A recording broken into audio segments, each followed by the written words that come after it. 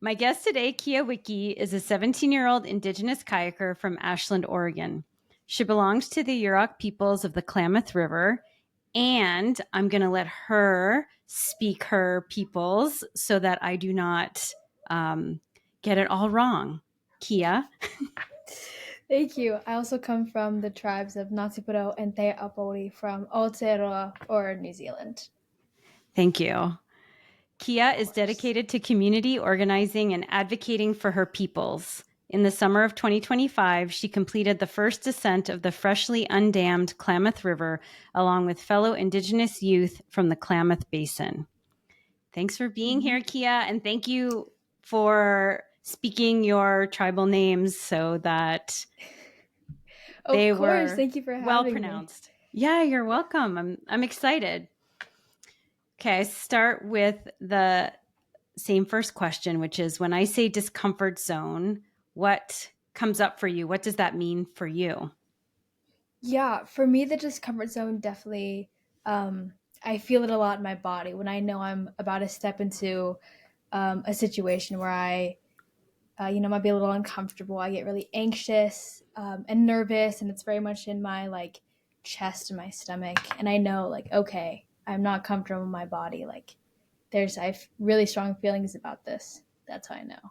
Mm. Mm-hmm. And when you have those strong feelings, what is your strategy? Well, first of all, it sounds like you listen, like you tune into your body. Yeah. And so when your body is speaking to you in that way, what is your strategy or what's your go-to in those moments? When I know I'm in my discomfort zone, I kind of delays myself. I say things. I tell myself, okay, I've done hard things. I know I can do hard things. Um, I also just kind of, I like to check in with my body and take deep breaths. Or Mm, sometimes, sometimes before kayaking, I'll just lay on the floor and like try to regulate myself. Those are like yeah. things that work for me. Is just checking in and really seeing what I need and how I can kind of relax myself. Mm. Mm-hmm. Yeah, I love that. Um, what does the laying on the floor is so what are you doing when you're laying in the floor? Are you like breathing? Is that your way to totally relax? Is it like a meditation? What's going on? I just lay on the floor. It's very it's funny, like before kayaking I'll just kind of be on the floor, but it's either like I'll lay on my stomach or I'll lay on my back. And it really just helps like ground me and center me, I think. Mm-hmm. Yeah. Mm-hmm. Yeah. I always find that grounding very helpful. I've been Mm-hmm.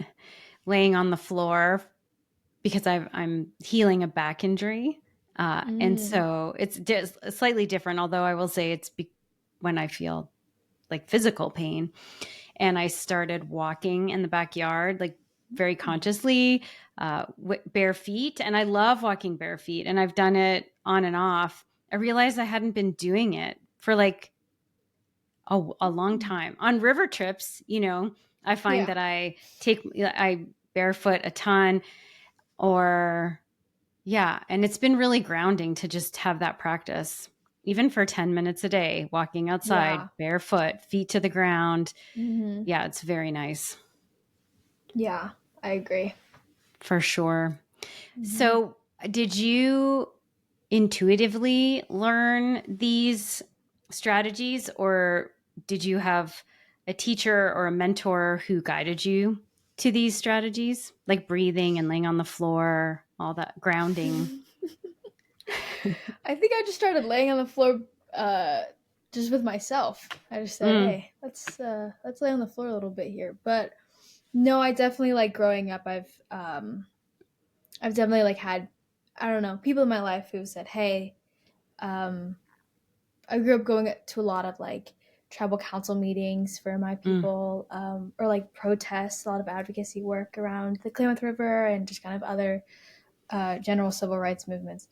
And I've always just had people, be like, "Hey, here are ways to, if you're feeling uncomfortable or overwhelmed or stressed, here are just some like basic, basic things you can do to help regulate yourself." And so I kind mm, of, yeah, I think I've always just kind of had guidance and, people tell me. And then once I started getting into kayaking, through pedal trouble waters, I definitely like found some really like I definitely was a lot more aware of my discomfort zone and things that make me feel anxious, and I kind of learned to a lot more specific ways, like laying on the floor to help Mm, regulate me. Yeah. right. Yeah. And the breathing too is Mm-hmm. such a good practice. So it sounds like you've been doing this work of advocacy for a while. How many years have you been involved? And how old are you, by the way? Yeah. Oh, yeah. Okay. I'm 17, and I've been doing it my whole life. Like ever since I was little, I've been, going to marches or going to like town council meetings, and I've always kind of been like very involved. My parents are really involved Mm, in community organizing and really want to make sure our communities are safe and healthy. So I've kind of yeah. just, been taken along, but I've definitely absorbed a lot of information, and I'm really passionate about it. Mm. Mm-hmm. And have you found that finding your voice, being an activist and an advocate is uncomfortable? Do you find yourself in the discomfort zone in that work? Oh, 100%. I mean, Yeah. there's so much about, being a teenager too. It's like I'll be in spaces where like really, big important decisions are happening, or we're talking about really big ideas that affect a lot of people. Um and I'm 17. I've been in spaces when I was, 14, 15, 16, and Mm-hmm. I've always felt like, oh, like, am I meant to be here? Do I have the right ideas? Do I even know what I'm talking about? Um, like, so much is going over my head. Should I be in these places? And um, that definitely, I think, is a part of my discomfort zone. Is like um, just figuring out, um, I guess, how sure I am of like Mm. places I'm meant to be. So And what's your yeah, answer? What do you come up with when you ask yourself, am I meant to be here? I always just check with my values, but I've definitely Yeah. like um yeah, like advocacy is a lot. It can be a lot, and knowing that this is something I want to do in my future, it can definitely be overwhelming. But I always just check with myself and my values, and know that okay, I am doing good work. A lot of it I might not be necessarily contributing, but I'm learning and I'm growing, and um, I'm helping shape my ideals. I'm helping shape my ideals more. So Mm-hmm. yeah, Well, yeah. Thanks for sharing that. yeah, You know what I hear? Well, I'm reflecting on one, if you're there, you're meant to be there, hmm you know, and yeah,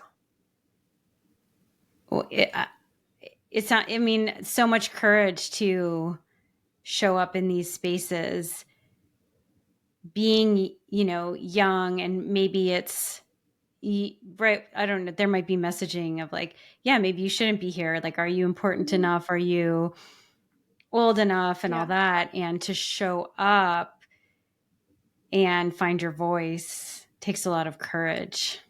yeah. And that's really cool. And the other thing that came to mind is that you say you might not be contributing. However, in my experience, being present is a contribution. Like being in the space, like you don't Oh always yeah. have to speak. You don't always have to, um, it's just so interesting because, yeah, it can be easy to have that self doubt of like, oh, am I contributing? I didn't say anything. Or I know sometimes for myself, be like, oh, did I say the right thing? Or hmm I could have said this, or I wish I had said this. And at the same time, sometimes I don't think we give ourselves credit for who we are at our core, hmm and just our presence being powerful.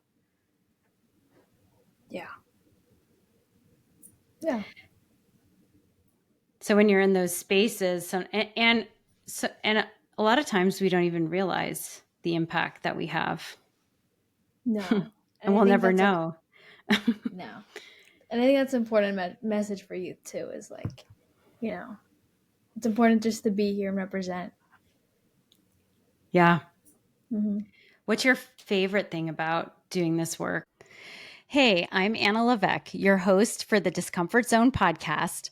I'm a former pro kayaker turned mental agility coach, and I help paddlers grow their courage, confidence, and flow both on the water and in life.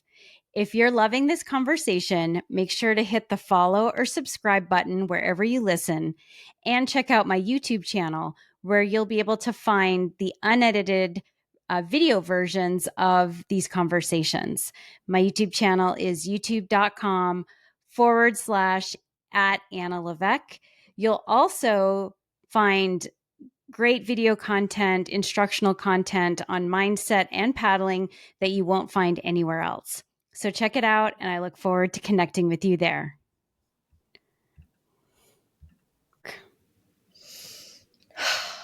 Oh, geez. I feel like I have so many. I mean, I think my favorite thing about I have so many. Oh Good? goodness. I think it's uh I think just the people I meet on like honestly, I've been in a lot of different advocacy spaces. I mean, kayaking the entire Klamath River, like that brought a lot of people into my life. And I met a lot of people through there who like not only have like given me incredible opportunities, but also have just like taught me so much. And I had so many experiences to grow and to learn and to just kind of navigate spaces and I've also done some more like local community organizing, and that has definitely like really opened my eyes to just like the community that I live in, because I'm involved, but it's easy to like kind of be a little detached. So I think just like really really really just the people and how wonderful a lot of organizers and advocates are, um, and just how open their hearts are. Yeah, definitely the Yeah. people. Mm-hmm. Yeah. Tell me more about the first full descent of the undammed Klamath. Yeah. Tell me more about how that was for you, and maybe some was there any discomfort you were overcoming in being able to do that, in learning kayaking, doing that tribal paddle waters program, and the trip itself? Yeah, I mean, kayaking the entire Klamath River with some of my like best friends was pretty fun. Yeah. But for the past 2 years, I've been training to kayak the river, and I got to go to Chile twice and paddle some Amazing. of my local rivers in Oregon and California multiple times to prepare for this. Um, and I think going into it, I knew like it was going to be hard. It's a month. It was 1 month. I was with the same people for a whole month. Yeah. I was camping. I mean, there's a lot of days where we just had to make miles. There Right. was the first week, 5 days was just flat water, which is like, I don't love flat water paddling. So that was really just Spoken like, like a true whitewater paddler. yeah. So that was just like, that was a rough kind of first couple, getting, getting into it. I was like, oh God, this is going to be so long. But what I didn't expect to kind of feel challenged by was knowing if I was meeting the expectations of others, because the Klamath River was able to be undammed because of tribal leadership and because of the fighters before me and generations before me. I mean, dam removal and fighting from the Klamath River has been, it's gone through generations. It's been so prominent in my community and my upbringing. And so every day when I got in the water, I was just like, am I doing justice? I mean, people have prayed Mm. for this moment. Some of like the most hurt people Mm. have prayed, have just like put in the most sacred words out into the universe. Am I doing right by them? And so that was like Mm. definitely challenging, and like something that definitely put me into my discomfort zone of like, oh God, now I'm like freaked out. But oh geez, but I think it was Yeah, just, it's a lot of pressure. It sounds like a lot of yeah, pressure. Yeah. yeah. Well, and I mean, a desire to honor those who came before mm-hmm, you. mm-hmm, Yeah. yeah. So, I mean, and there was so much. I mean, what helped though was like there was so much love and so much Mm. support and so much community, just like appreciation and joy spread for us and with us. And so I think that kind of balanced out or kind of softened um, the my discomfort zone a little bit. Yeah. Yeah. Mm-hmm. Yeah. Did you, like, did you have any daily rituals that you did when you were on the river at all to, like, I don't know, center yourself? Like when you felt that, if you were waking up and being like, oh, am I doing this justice? Was there any strategy to, like, you talked about grounding earlier, so that might be one strategy, Mm-hmm. but something to, I don't, connect you to the place, to your peoples, and help you feel like connected, I guess. I always made sure, this is so corny. I always made sure to It's laugh. okay. I love corny. I love it. It's so corny, but I always made sure to laugh because that was something that, I mean, That's it's such a great. privilege to get to laugh. Mm. I did Why roll. is it such a privilege to get to laugh? I mean, it's just such a privilege to experience joy on the river. That's not something that a lot of the people who came before me, who fought for Mm. this river and spent time on this river, a lot of them didn't get to. I mean, they experienced joy, but it wasn't. It was like um, they couldn't freely express joy, or they couldn't. Every time they're on the river, they weren't expressing. They weren't like Mm. laughing and having fun. Sometimes it was really scary, and sometimes there's moments where they weren't sure if they would ever be able to fish again, or Mm. exist on the Mm-hmm. river again. Right. So for me to get to be on the river, I was like, okay, like don't, even if I'm having a horrible day, just make sure that I have fun and I have joy. I do one little thing, even if it's like I do a roll or I do a little boof off a wave, just something to like, Yeah. something just to have a little fun. Mm-hmm. I love that so much. So that's just really powerful. Thanks for sharing that. Mm-hmm. Yeah. Was it, I thought when I was when I was talking with Ruby, did you have an underwater experience on the river? Yes, I I don't want to did. get messed up if it wasn't No, you, but I'm yeah. pretty sure she was like, my best friend Keeya was pinned on a rock and that was really scary. So I know, like Yeah. you've said, I loved how you talked about like we're boofing waves and we're having fun and we're like Yeah. expressing joy. And then I'm just curious, since she talked about it and it was scary for her, what was Uh-huh. your experience of that experience? Yeah. That's so funny. Ruby outed herself that she loves me. She didn't.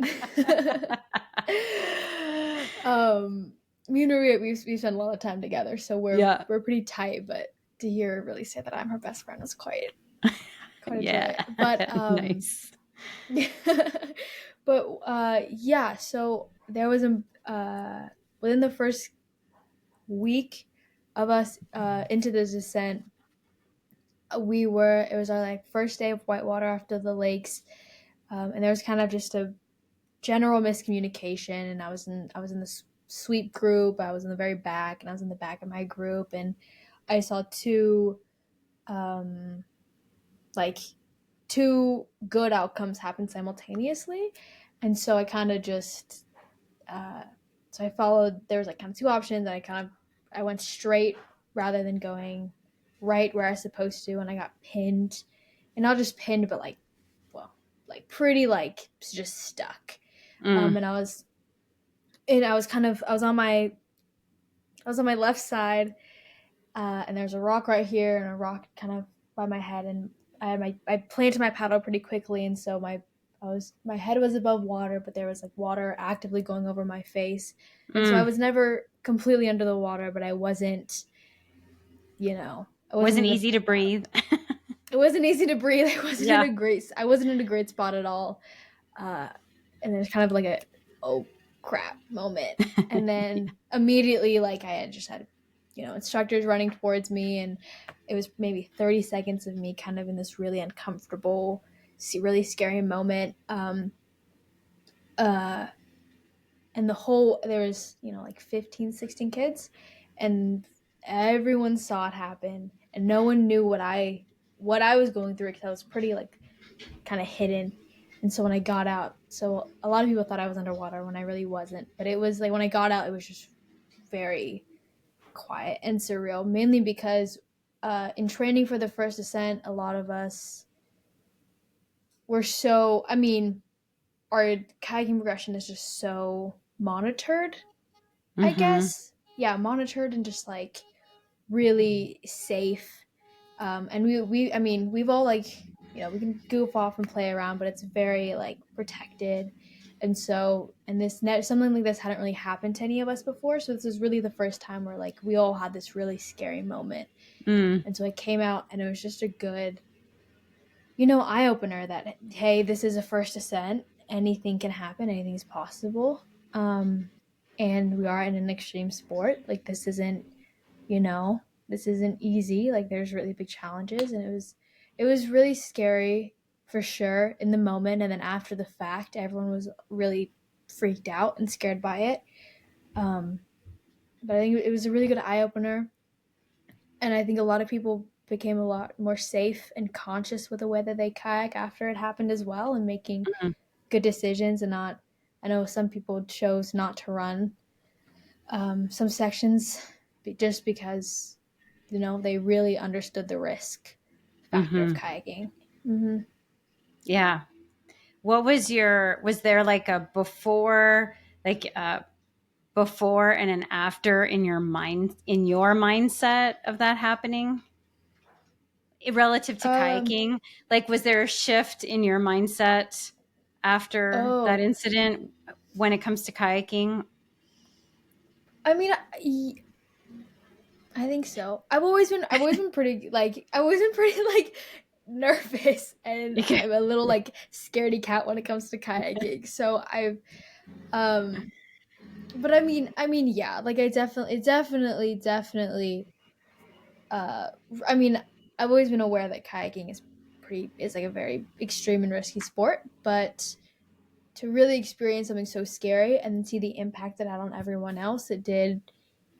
My mindset going into kayaking was like, okay, scary things can happen, but I can get past it, and I have people around Yeah. me and people who I really trust and love, and they really love and trust me with me. So, um, yeah, I think it really just affirmed that like I have good people with me when I go kayaking, That's and that great. Yeah. I'll yeah. Yeah, I think it's great that the way that y'all learned, like in a cohort, and you got to Mhm. travel all over the world and you had great Mhm. instruction. I mean, that is so Mhm. ideal. I'm biased Oh because yeah. I am an instructor, and I've made my career as, being an instructor, and I just see so much benefit. And I think it's wonderful that y'all had that mentorship and weren't just trying to go out there, and wing Oh it, yeah. or, there's something to be said. I'm sure some people listening are like, oh, that's how I learned. I just went out with my buddies. And that's great if you have that. I also think that learning from the caliber of instructors that y'all had, which was amazing, and the caliber of paddlers, like what an Oh yeah. awesome experience. And I think that, yeah, that hard moves in easy water, and having that crew so that, yes, yeah, I think getting we're all going to get pinned at some point or have a swim, and it's, we're all in between swims. And when you're with a good crew and you've learned hard moves in easy water, then it is, I think, easier to not be so freaked out that you're like, kayaking isn't fun anymore. You know what I mean? Yeah. Because I'm glad to hear that that's not it doesn't sound like that's your experience, that after that you were like, oh, kayaking isn't fun anymore. Obviously, because if it was in the first week, you still completed the full trip. And it sounds like you, again, had a great time and you were with great people. And I think that, for me as an instructor as well, for the sport, I see folks who will have negative experiences that didn't need to be so negative. Well, I say that, but, something, I don't know what people believe. I believe things happen for, some things happen for a reason. Like there's no way, if it happened, it happened. You can't go back. But I think that, it can, when you have good people around you and you're having a good progression, the challenges seem surmountable, I guess. Yeah. I don't know. Yeah. Yeah. Yeah. That was a little tangent on my part, but yes, I think that that's great that y'all learned that way. What was it like? So have you traveled to New Zealand to kayak or to kayak yet? Because I've paddled in New Zealand. It's amazing. Oh, I'm so jealous. I haven't done no kayaking in New Zealand. Yeah. Maybe that's in your future. That would be super I hope cool. so. Yeah. Yeah. Are there any strategies from the river or any metaphors from the river that you bring into your advocacy work since learning how to paddle? Oh gosh. Me learning how to kayak in itself was a form of advocacy. It was a form of advocacy before it was recreation. Like I went into learning how to kayak and joining paddle troubled waters to, honor my relatives and advocate for my river and kind of continue the legacy of the people of the Klamath River. And now that I've done a lot of kayaking, I really, really, really have learned to love it. And so I think I think what kayaking is really what I didn't expect kayaking to teach me was, and this is a little basic and a little boring, but I hold it true to myself. It's just joy, and that really anything can be a form of. That's a big theme for me. It's joy. It's how can I center everything around joy. Yeah. And anything can be a form of advocacy, really, truly. Yeah. I think Can you that's say more the about? biggest. Go ahead. Sorry. Oh no, No, you go go. ahead. I was just gonna. Oh, No, I was I just want gonna to go on hear a you. little tangent. Okay. Yeah, good. Well, Good. Go on a tangent. okay. Well, I mean, I didn't. There was I was 15 when I went into paddle troubled waters, and so I really I wasn't really necessarily looking forward to the kayaking, and it was really hard at first, and then I really learned to love it, and especially completing the first ascent, I did realize oh hey, um, this can be fun, and just by me being here and me kayaking the river and seeing parts of my home rivers that other people from my community don't get to see is just as impactful as being in a march, and just as impactful as emailing my congressperson. Just being out there representing is so important. Agree. Yeah. Thanks for sharing that. Yeah. Yeah. It is really important. And I love that you're centering around joy. This theme keeps coming up in our conversation, and it's very, very cool. Can you can you share a little bit about the legacy of the peoples of the Klamath River? Oh yeah. I mean, I don't know how much. Hopefully, I can do this justice, but um, I mean, since I don't even really know where to start. I feel like there's so much. There's so many important things to include, but uh, the people of the Klamath River have been fighting for cultural preservation and the sustainability of the Klamath River for since time immemorial, and especially since Western contact. And there's a lot of, I mean, for my people, the Yurok peoples, there is an era in time about 60 years ago where we were not allowed to fish on the Klamath River. Um, and my people, said, hey, this is where we've lived since time immemorial. This is where we fish since time immemorial. This is part of our culture. This is an extension of ourself and our lifelines. You literally can't do that to us. And my uncle Urban Matz, made an argument that Klamath River, that Klamath River natives can fish on the Klamath River, and it went to the Supreme Court, and we won. And just against the state of California. And then in 2002, there was the largest fish kill in the continental U.S. Thousands of adult salmon in the fall just died, just thousands, and we lost. I mean, a good day of fishing could have been like 100 fish, and then it went to like 10, 20. And so ever since 2002, I mean, even before that, dam removal was talked about, but ever since 2002, it's been very prominent. And I think every kid who did not I think every single kid who's a part of Paddle Trouble Waters, every kid who comes from the Klamath River can say, yeah, I have family who fought for the river, who advocated, and has made an impact. And so that's kind of that's a little bit of our legacy. And when is the first, or maybe it's already happened, salmon run since the dams have been removed? What were the dams removed last year? Okay, so Yes. yeah, I did think about the salmon have started running last year. I mean, a lot of people thought that once the dams came down, there would no salmon would go past where Iron Gate used to stand. No salmon will go way upriver.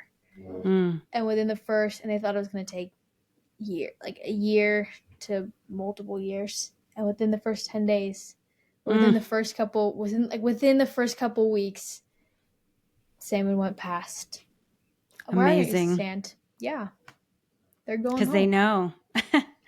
They know. Wow, that's very cool. And how has that impacted the people along the Klamath? Your people? I think we're just so excited. I think everyone's just so excited, and I think it's we're definitely healing. We're in the process of healing. I mean, there's still so much work to be done to protect and preserve our river, but the dams coming down and the fish starting to return to their Aboriginal territories, definitely we're healing a little bit, just a little bit more, and it feels pretty good. Yeah, that's great. Where do you think this journey of kayaking advocacy is going to take you into the future? Oh, geez. Honestly, I know. I wish. Loaded question. I know. Loaded question. I'm applying for colleges right now. It's oh god. I mean, just I think okay. One, Paddle Trouble Waters has already opened so many incredible doors for me. I mean, I got to speak at the White House with Ruby in April of last year, and that was really, really cool at the White House Water Summit. And I've just had so many more chances to speak about my people. And I think in the future, it's just going to, continuing to do the work and getting more and more future generations involved and getting more kids back on getting more kids back on the river. I mean, I grew up on the Klamath River my whole life, and the first time I swam in the river was 2 years ago. Okay.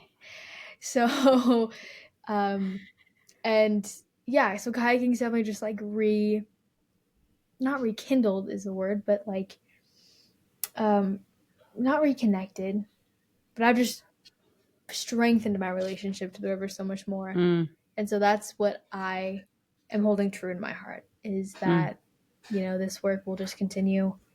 So the next generations, future generations after me, and even just young generations now, can learn how to kayak and get back on and get on the river, and learn how to navigate and learn how to read and run water and see parts of the river that have become inaccessible, and create stories and share stories and just pass on traditional ecological knowledge of the river.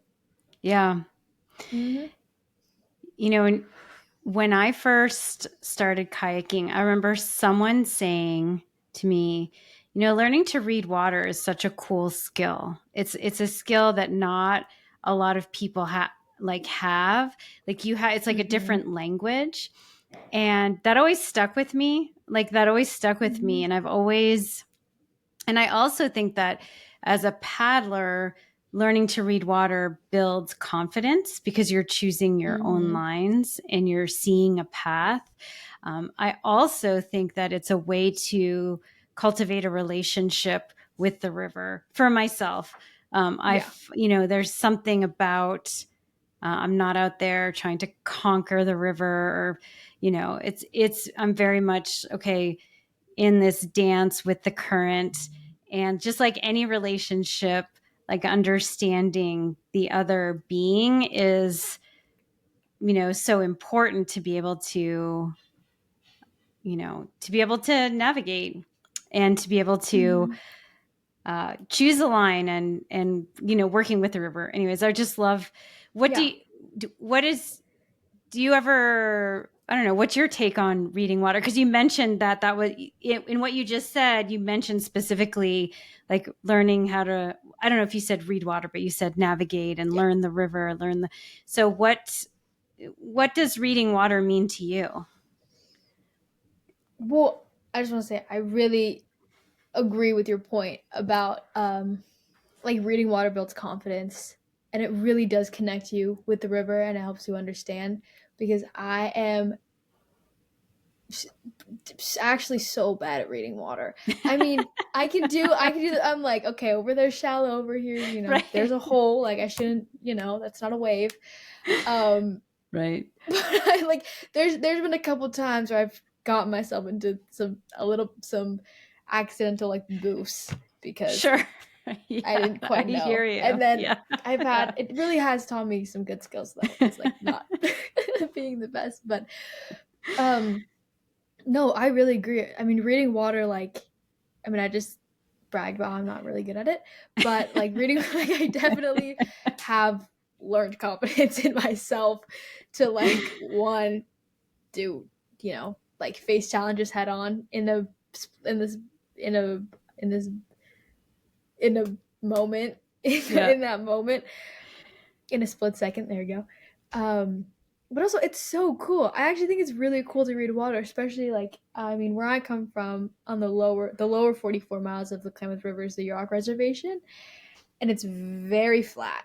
It's just all flat, and it's kind of horrible. But there's parts of the river that can be really shallow, but it's very wide, and so really knowing if I'm in a huge boat, knowing how to navigate, but also where to where's the best place to fish? Where's the best place to go swimming? Where can I take my family upriver and confidently put them in the water and know that they'll be okay? And so that is really, something that I think something really important that is, I'm really grateful that I can now do well and quickly. Right. And that not a lot of people really know, and just not that they don't know, but it's know how to look at a river and think about all of those moving parts. Right. They haven't learned the skill yet. Yeah. Yeah. Yeah. Oh yeah. The accidental boofs. Actually, did you know, you probably don't know, but when I was a teacher for what the school before World Class, it was called Mm-hmm. Adventure Quest. And Rush was one of my students when he was like 16. Really? Mm-hmm. And there was a bunch of them. Oh. And I can't remember if he was on the river at this one. We were in Chile on the Maipo, and we were like wave wheeling down the wave train. And one of the other students and I wave wheeled right into a huge hole because it just looked like a big wave. And somehow, like, he got out and I just got worked. I got worked in the hole and I Gee. swam, and I was so happy. Like, they were all kids at the time. They're all in whatever their 30s, 40s now, but they were right on me. They were it was very Oh. humbling because there I was, the teacher swimming, and they totally rescued me. It was great. But to your point, yeah, we all make mistakes in reading water, and like it gets spicy out there. Oh But yeah. again, like you said, it's good to have a good crew in Mm-hmm. those moments. Yeah. Oh yeah. Keeya, do you have a question for me? Yes, I do have a question for you. What inspired the creation of this podcast? I really, sometimes let's see. I have found at times that the whitewater culture can be very adrenaline focused, and this Mm. idea of like fearlessness, or like fear is bad, or only certain people experience nerves. I think obviously it's Mm-hmm. changing. And because I've been in the industry for 30 years, and when I looked at my life, and I used to compete, I worked at schools, I've run my own business, been an instructor. I've Mm-hmm. gotten to know a lot of really cool people who have paddled for a long time, and really high-end paddlers, and people that I've just met in, different courses. And Mm-hmm. I just love connecting with people. And I think that sharing stories, I think that sharing the human experience is so powerful, so that, Mm-hmm. and I wanted to put it out there, like, and interview people, or like, it's called interview, but really I think of them as conversations. People like Rush, people like Benny Marr, people like, Dave Fusilli, Anna Wagner, like some of the really, really top level folks right now, and who have been top, or people look up to, and have them have authentic just conversation about, like, yeah, this part challenges me. This is how these are strategies that work, or having different conversations with folks like you who are doing incredible work, advocating for your people, for the river. And I just really want to amplify the maybe something that people that may not be just traditional in the whitewater culture sense, if that makes Mm-hmm. sense. Yeah, if that makes sense. Yeah. So that's what's really inspired me. And you talk about like feeling like that, for you, your experience, like joy is a privilege, like being able to feel joy. And I feel like having these conversations, being able to do this work is like so cool. And like, wow, I get to talk to amazing people, and I always learn something. So I'm very grateful. Nice.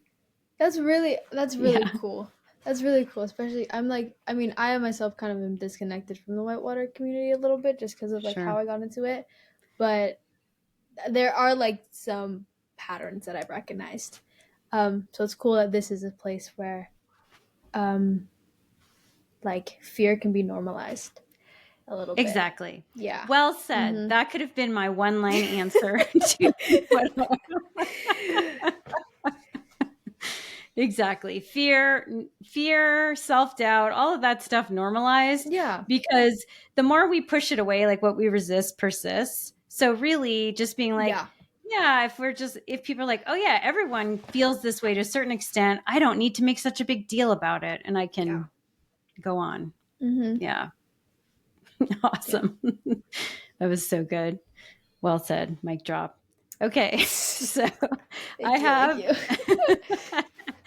I have rapid fire questions for you around and these are designed to just be answered in like a sentence or short answers. Okay. What's a morning ritual that sets you up for success? If you're inspired by this conversation and you want to apply mental agility and flow to your own paddling, I've got you. Head to mindbodypaddle.com/free-offer and grab my free Roll with Anna video series to help you nail your roll on the water and flip the script in your life. You'll also get invites to my free monthly webinars where we go deeper into these skills together. That's mindbodypaddle.com/free-offer to get the tools and stay connected.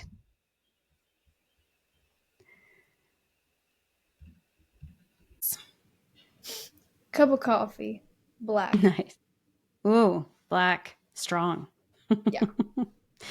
Okay, what's a non-negotiable self-care practice? Oh, a shower. Just after kayaking, anytime.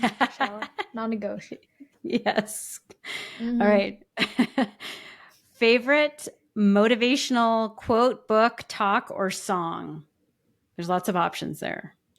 Wait. Oh. Any song by Miss Lauryn Hill. Oh, yes. Gets me. Yeah, it does me good. Mm-hmm. Right on. Okay, what do people get wrong about you? That I talk good.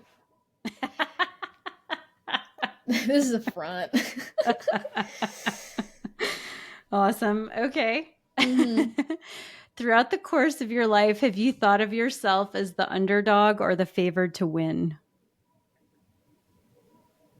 I don't think of myself as anything. Okay. I just am who I am. Yeah. Okay. Love it. Yeah. All right. Hard moves in easy water or flooding? I think hard moves in easy water. I love that look. Yeah. That you just gave me. That was awesome. Okay. What's one word that describes your comfort zone? Relaxed. Nice. Or I want to change it actually. Okay. Giggly. Yes. Awesome. Okay. In one word, what do you hope your legacy will be? Joyful. Awesome. Joyful. It's the theme. Joy is the theme. Keeya, is there anything else that you want to say to our listeners? I think knowing that the audience is somewhat whitewater based, I just hope the first ascent. I'm just gonna plug the first ascent, but yeah, I really absolutely. hope the first ascent does like echo out to the whitewater community in the United States, but also around the world of how we treat our land and our waters. And we were really, really intentional about how we moved through the Klamath River and how we completed the first ascent. And there's parts that we skipped entirely and for really good reasons. And so I just hope that, the whitewater community can follow in our footsteps a little bit, or not a little bit, follow in our footsteps and hear our echo about how to kayak water and how to think about land and water and think about what this river means to the stewards, to people who have, existed on the land of the river since time immemorial, and just really being intentional. Yep. Thank you. Can I ask one follow-up question to that? Yeah, of course.